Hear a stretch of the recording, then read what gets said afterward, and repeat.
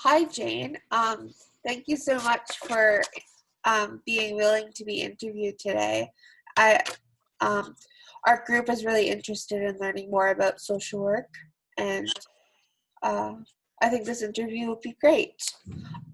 To get started, I was wondering if you could tell us a little bit about your education. For example, the university you attended, your programs in your undergraduate and master's degrees, and the placements that you had. Okay, you're making me go back in my memory. I've been at this about 30 years, Kristin. So I graduated in 1991 with my Bachelor of Social Work from the University of Windsor. Yep. And at that time, I did practicums in both the school board and the hospital setting and a children's mental health setting. And then for my master's, I did a placement. I did Windsor again, and I graduated in 1992. So I did them back to back. I did 5 years altogether. And my practicals were at Children's Aid Society. And it was a kind of initiative to help families from the front end. So when intake got a call, instead of their normal process, they put me in as kind of a therapeutic person to see if we could work some stuff out to stabilize the family before they actually came into the system. And that was really interesting. I learned a lot about trauma pretty fast.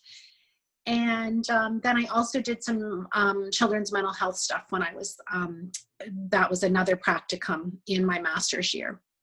That's awesome. This isn't one of the interview questions I provided you, but did you find that it was difficult to get into the master's program right after your bachelor's degree? It was, I went as I think it was a little bit maybe easier for me because I went as a mature student. So I started my undergrad the year that I turned 27. And so I had some experience working with both children and senior citizens. And I ended up getting really good recommendations from my practicals. And I was very driven to be a therapist. That's what I wanted to be. So I did get into the program and I managed to have grades that were good. And I think kind of, they're looking for that package in social work, right? Of a, kind of your life experience, work experience. And because of my age, I had some of that. And then of course your grades in your undergrad. Yeah. Okay. The next question is, why did you choose to become a social worker? What motivated you? Okay, I remember this so distinctly. Yeah, so I knew I always wanted to work with people, and even before university, like I said, I worked in an after-school program for young children, and I, then went on and worked in a nursing home for a period of time as a nursing assistant, and so people were kind of my thing.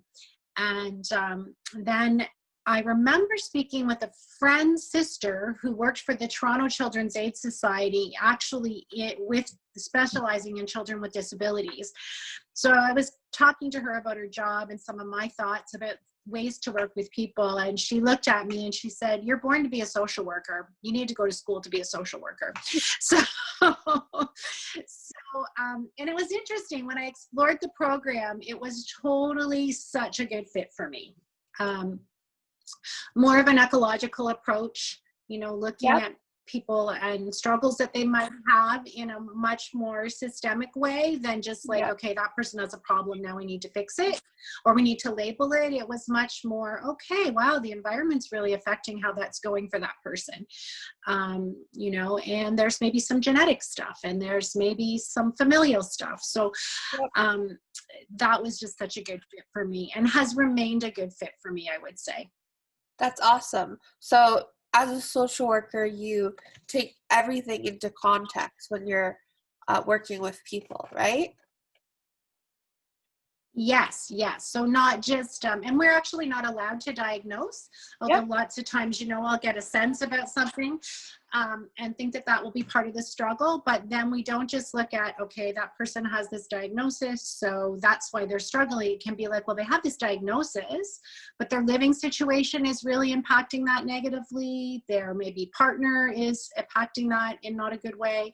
So it just takes a lot of onus that all of the problem belongs to the person that's struggling. It's like, there's reasons that people struggle. Let's figure that out. You and I have talked a little bit about my personal application for social work. Yes. I'm wondering if you could talk a little bit about the macro-based practice, some of that you learned throughout your program. Oh, such a long time ago. Let me think. You know, I remember we kind of were divided a little bit, not divided like in an emotional sense of division, but, you know, there was kind of streams of the program that people were in. So some people were doing, like, I was really looking at the clinical stuff. Yep. So a lot of my program would have been, you know, a lot of the courses that I chose as electives would have really been on that pathway. Yep. And some of the more macro stuff would have gone in the other direction. But saying that, I think a big piece that we were always taught in social work is that no matter what role we're in, we are always advocates.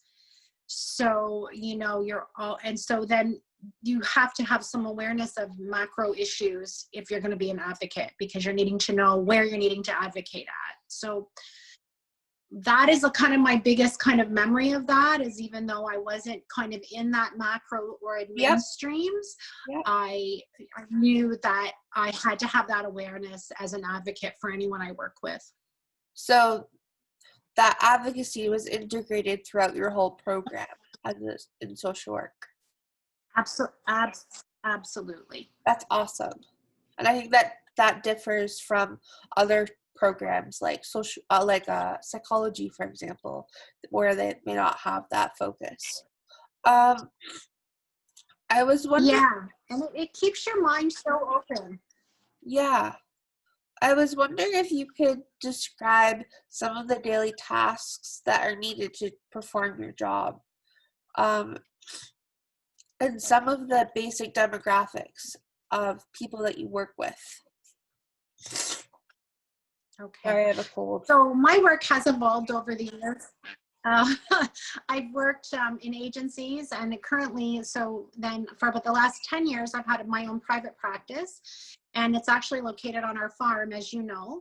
Yeah. And so some of my clients do work with my horses. So that's kind of a unique aspect of my private practice. Yeah. So part of my day involves looking after the animals and making sure that they're emotionally and physically ready for a day in which they might interact with clients, which means they get some time turned out together, and, you know, they get their house cleaned up, and they've got all their basic needs met around food and water so that they can be the best they can be. Which I think is just a really good thing for anybody in the field that are humans. You know, we need to do that for ourselves too. Yes. And then, you know, because I'm in private practice and I don't have a staff, I need to kind of be sure my office is vacuumed and cleaned. It's in the loft of the barn, so people, even if they're not working directly with the horses, usually have some brief interaction if they're going up to my office. Yep. I organize my own appointments, so, you know, that's another piece of my day, reminding people about their appointments coming up. And then whether it's with the horses or, and right now it's a lot of video sessions, right? Which have never been part of my practice, but due to the pandemic, that's a new piece. I have clients who worked with the horses who missed them terribly. So I've done some video chats, including the horses, for clients that have really appreciated that. And then spending those, you know, one-on-one hour sessions with clients. I also so I do work with children over 10 is kind of my demographic and adults. I do a lot of work in the area of trauma. And I do when I work with an individual, I also, again, kind of with that advocacy piece, you know, we talk about, you know, would it be good for your parent to come to a session to get a better understanding? Would it be good for your partner to come to a session? Where they can get kind of a little bit better of understanding about what this experience is like for you. So there's that piece too, sometimes, you know, or sometimes finding services, other services to meet somebody's needs in addition to mine. You know, maybe finding a group in the community, or, you know, advocating for them to speak to a family doctor or to have some psychiatry help and support. So that's kind of all in my days. That's kind of what that looks like. Did I answer that question? That was long. Yes, you did. I'm wondering, you talked a little bit about how you work with horses, with people. I'm wondering if you have any experience with working with people with disabilities through horses. Like other. So it's interesting, right? Yeah, and I think, you know, I just think compared to 30 years ago when I graduated, Yeah. and I was in social work school, you know, my sense about what would be considered a type of disability has broadened so much, right? Yeah. So, you know, right? I mean, I think when we talked a little bit about that in school, it was way more about somebody that had like a significant physical disability, like somebody that was in a wheelchair, or somebody that needed to have oxygen with them, or right. And some of that would come up in the hospital, where we would go to the client or patient, they couldn't come to us, even though we had a meeting area in the hospital. So, you know, now I think of so many of mental health struggles that really impede people's ability to access services. And so when I think about that, my horses are not, when I think about physical disabilities, my horses are not sort of trained with awareness to maybe manage something like somebody with a lot of physical assistance needed. And I just personally feel like I'm not equipped for that, right? I think safety, physical safety becomes an issue. And horses can get really emotionally uncomfortable with things they're not familiar with. So, you know, if I was going to include that in my practice, my horses would need a lot of education around that. Yeah. And, but I think with some of the emotional disabilities, for example, sometimes people really struggle to verbalize about their emotional experience, which is usually a big piece of counseling, right? And therapy. And what happens with the horses is that they, it's kind of once removed, right? So they may have a struggle from attachment trauma that makes them think, you know, no one really likes them, or they're not welcome. And horses are very non-judgmental, so stay very present with that person, and it gives an opportunity to work through some of those struggles. So does that answer that question okay, yeah. Kristin, or do you need more information? No, that does answer it. Thank you. I'm wondering if you can share what your experience has been with accessibility accommodations within the social work program. Did you personally use any accessibility services? And if not, like in general, do you know of anyone who did? You know, I knew that was going to be one of the questions, because you kindly sent me that little interview sheet, and I was really trying to remember that, you know, and I can remember in some of my undergrad classes, I think so I didn't personally use any accessibility services. And I don't even know if it was a thing, to be honest. Like, you know, geez, there wasn't even really language around that.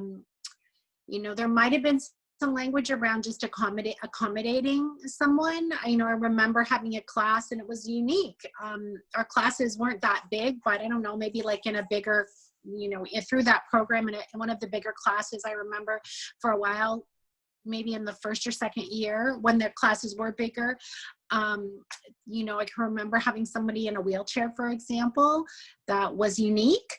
But it really was not talked about like it is now. So would you say that people with disabilities are underrepresented in social work, especially when you went to school?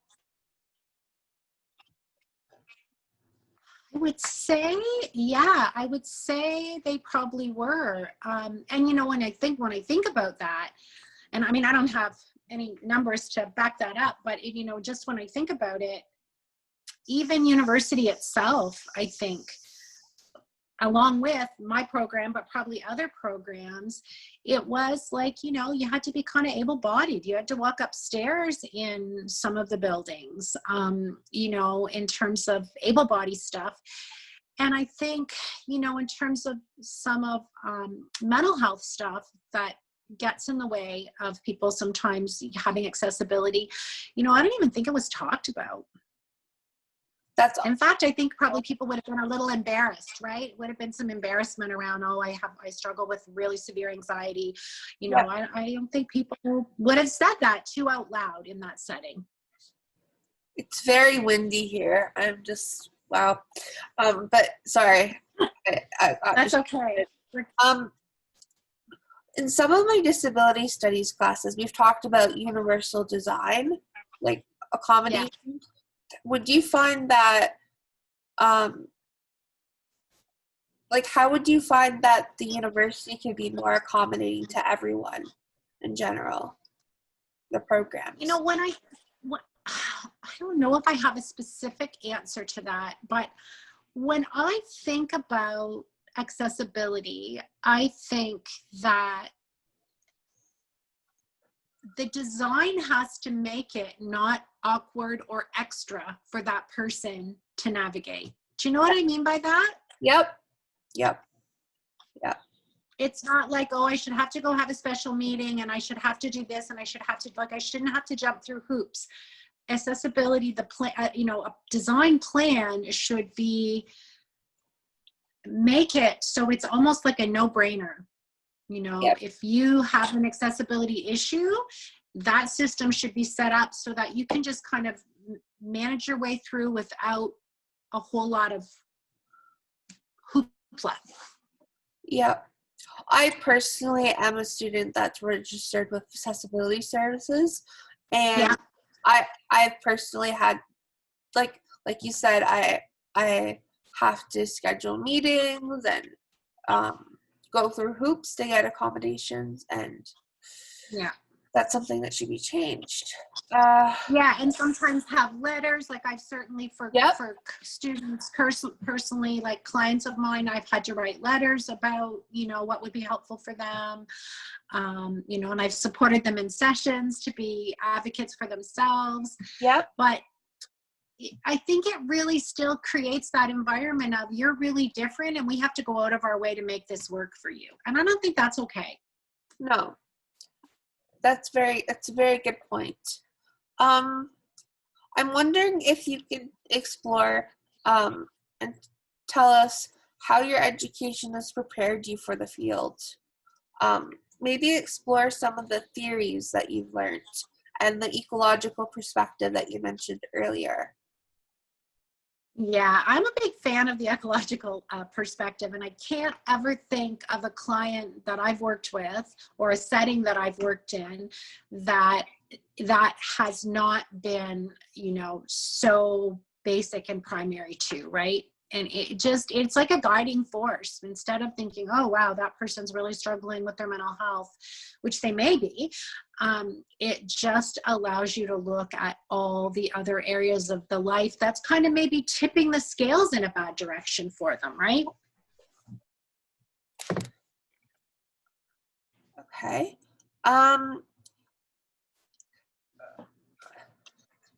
Can you explain a little bit about your past roles as a social worker? You explored a lot about your current roles, but maybe go into detail about your past work. Okay. Yes. So I've done some hospital social work in which social workers are kind of unique because we bring that ecological approach to a medical setting, you know, where things are seen kind of from a very much of a medical model. My first supervisor in the hospital was a lovely nun, who was, I don't know, probably in her 60s at the time. And she was the best little advocate. And she used to say that the doctors wouldn't argue with her because of her habit and her cross. So she used to kind of use them. She used to use them for her benefit. And I used to tell her I was going to borrow her habit and a cross when I had a meeting with the doctor to advocate for a patient. But yeah, so I had that experience where, you know, really social worker is secondary, not primary. Yep. And so that was always interesting, kind of navigating those, you know, in that environment that really wasn't necessarily looking at an issue in the same way that I was as a social worker. And then I worked in actually for Family Services Thames Valley. And they at that time had it was the most wonderful training. I'm always so grateful for it, and I still use it all the time. They, at that time, it was in the early 90s, had got a big chunk of money to do staff training and facilitate trauma work in the community. And Dr. Jaffe was doing a lot of, you know, that initial work around family violence and sexual violence. And we sort of latched on to Judith Herman's work, which was really cutting edge around trauma and recovery, which also did not blame the victim, right? It really looked at all the systemic things in the bigger system that negatively impact the recovery of somebody who had had that kind of trauma. So that was really great work because it really supported. It was an environment where we were all being trained similarly and we were approaching the work in a very similar way. So that was very helpful. And then I worked I actually took a break for a few years because I had a little bit of burnout from that work. And then I went back to working in a small agency. Oh, you're going in and out. Oops. Can you hear me, Jane?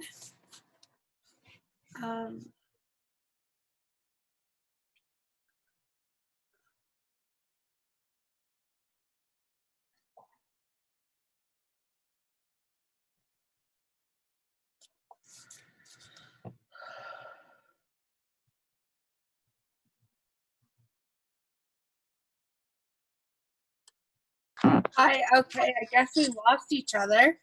We did. It's really bad here right now. The hydro was even flickering a bit, so. Yeah.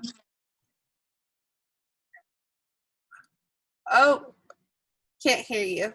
Oops. Oh dear.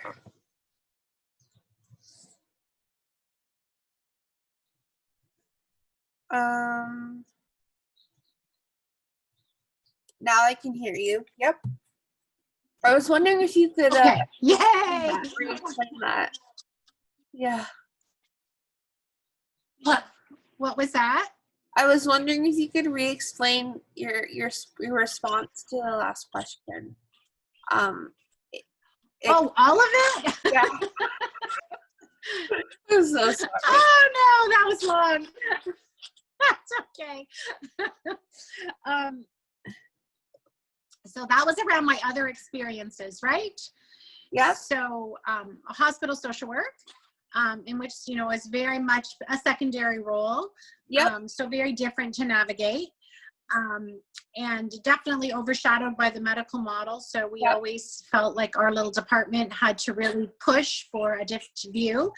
And then I Family Service Thames Valley work, which was, you know, really the first emphasis on being informed about trauma and looking at trauma and recovery in a very different way. Yep. So that continues to inform my work now dramatically. And then I worked in a small agency in St. Thomas, which we were kind of all almost, it was like a little private practice clinic. So, but we had an admin person and we, you know, worked that way. So I saw lots of different types of presentation of struggles for people, you know, from children to adults, some couple work. So that kind of, you know, was a little bit of everything. And then I went from there on to gradually building my own practice and doing what I do now. That's awesome. Um, I'm wondering if, from your perspective, there's a hierarchy when working with professionals, with the medical model and doctors being at the top. Would you say that that would be the case, or? I would say so. And I mean, that was also years ago. I know I have a really good friend who works in a hospital now. And I think, you know, the younger doctors are being trained very much with a multidisciplinary approach. And they'll be like, wow, I need to get social work in here because a lot's going on for this person, right? And there's much more of a team approach. But I think back when I started, you know, I can remember seeing a terribly depressed person in the halls, looking so very depressed, but not there for their mental health, there for some physical stuff that was going on. And I used to run into this guy in the elevator, and I said to the charge nurse, you know, I think he needs a social work referral. And she said, oh, that doctor will never give a social work referral. And so I ended up, I said to the nurse, yeah, he does. I feel like he's covered in depression, like just, you know, like that black dog of depression, just all over him. So the nurse and I chatted, and we tag teamed the doctor, and we got a referral. And we found out lots of stuff about him that was in addition to his physical health struggles. And I remember being in a meeting, and the doctor actually thanked me for pursuing it. So, and he was an older doctor, and, you know, he was, I think, a little bit humbled maybe by that he had totally overlooked that. Yeah. And so I always felt we were educating, you know, in that era, we were always educating, but, you know, this isn't just a physical sickness. We're emotionally and intellectually and spiritually affected by our health. So, yeah. So your example really demonstrates the advocacy that you and other social workers do on a regular basis. Thank you. Yeah. I'm wondering if you could tell us about any experience that you have with coworkers that might have disabilities. I knew that was going to be a question too, Kristin. And I really, like, in terms, you know, I worked with one coworker who struggled with MS years ago. And, you know, so that, you know, that particular disease can kind of have its highs and lows, right? Where it can be, and it was really difficult for her to manage the time off work that she needed. You know, I think the colleagues were very understanding, and we would cover, you know, say, yeah, I can cover that for you, or yeah, I can see a few clients for you when she would need to be off, because her ability to function in the workplace would be really limited at times. But I don't think the bigger system was really, the policies around the bigger system were not so great for supporting that person, as I recall it. Could have been much better. That's not fair. No. That's not good. I'm going to jump around a little bit. I'm going to go back to your earlier experiences when you talked about practicums. Some schools have it where students complete the practicum while managing a full course load in social work. Do you think that there's a better way of incorporating the practicums? Yeah, that is a lot.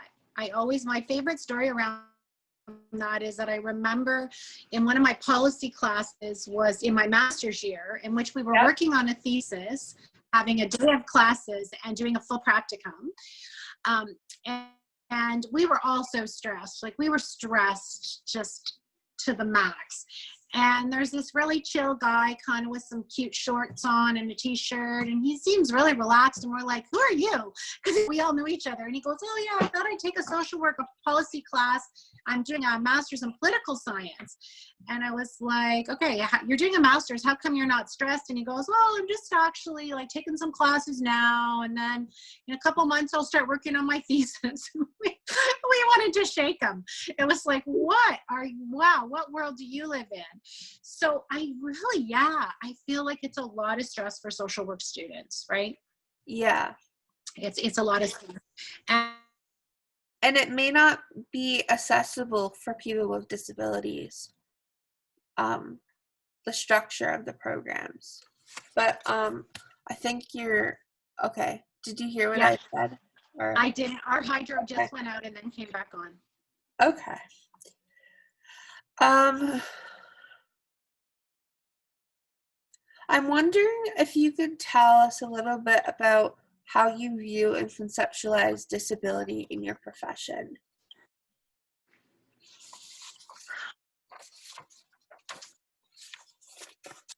I guess I think, in the broadest sense, I think of it as anything that impedes a person's ability or capacity to access what they need. So that would be in the broadest sense. And when I think of an example of that, I think of, for example, in my training, we were trained that if a client, say, didn't attend an appointment, or, was a no-show, or was canceling a lot. Oh dear, you're frozen again.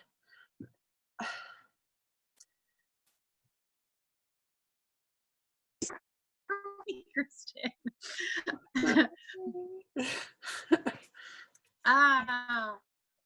Can you hear me now? Yes, yep, I can hear you now, yep.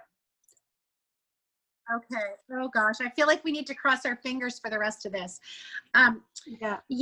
When I think of, even accessibility, say, treating somebody that's, struggling with an anxiety disorder, which can, really stop you from participating in your life. And, the training I had was, if somebody suddenly stopped coming to counseling or missed appointments, you didn't contact them, you didn't check in. It was just respectful to be like, they've made a choice not to attend, and you could leave it at that. And at some point in my career, I guess it was maybe when people started texting for appointments and stuff. But I guess I used to call too, like just to say, hey, no pressure, but are you okay? Is there something I can do to help you to get here? And if you're okay with being done right now, I'm totally okay with that too. The door would remain open. And I've had so much information about how people personally struggled, I had one client, and part of her accessing services is that we would text in the morning. She had a lot of trauma around people not being there for her when she needed them, like literally physically not being there to care for her. And so we would text to say, yep, your appointment's in an hour. And then I could sit in my office window at the time, and I could see her walking down the street to the appointment. And then we would text all the way through that. And then I'd be like, okay, I'm going to come out the front door and I'm going to meet you, so I'm here.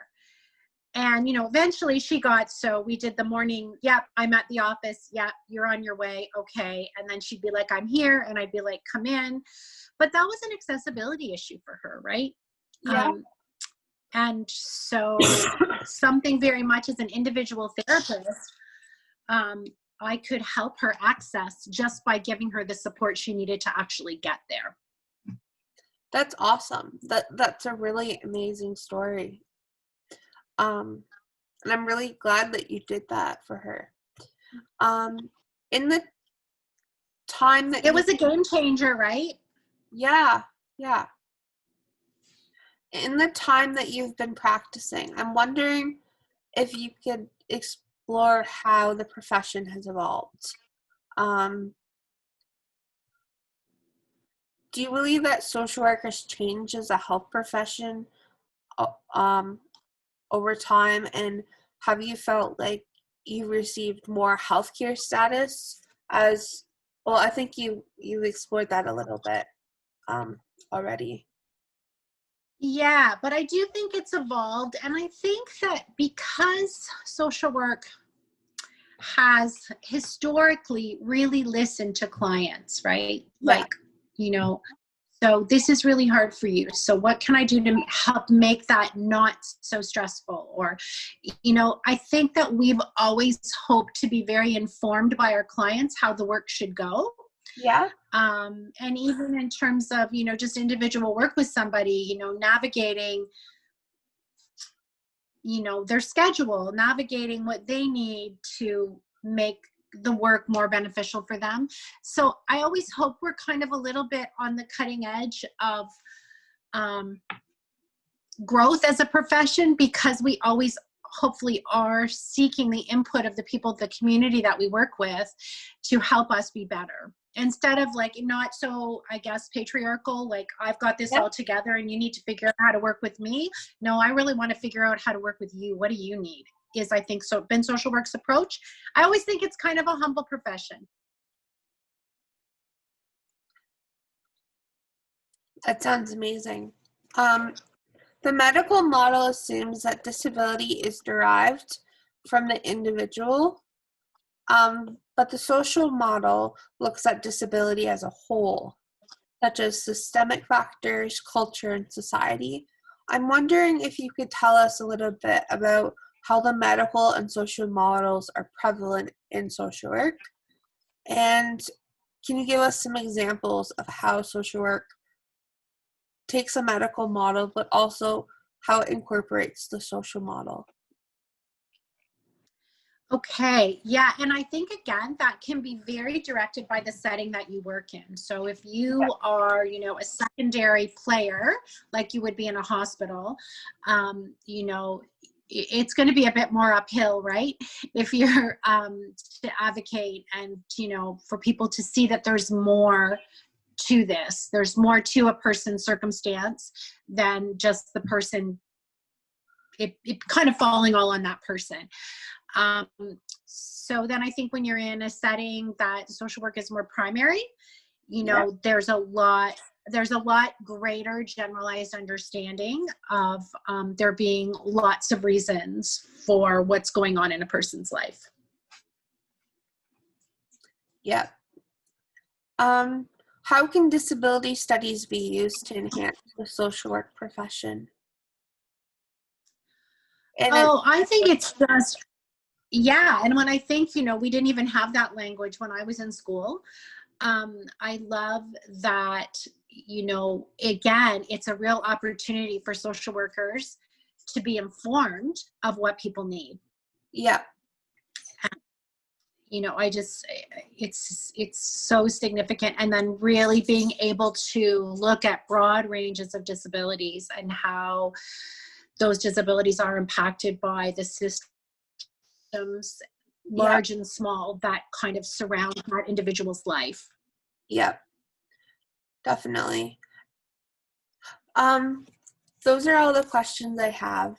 Thank you so much, Jane. I really, really appreciate it. This will be so helpful. You're very welcome. I'm just gonna stop the recording now. And then say something.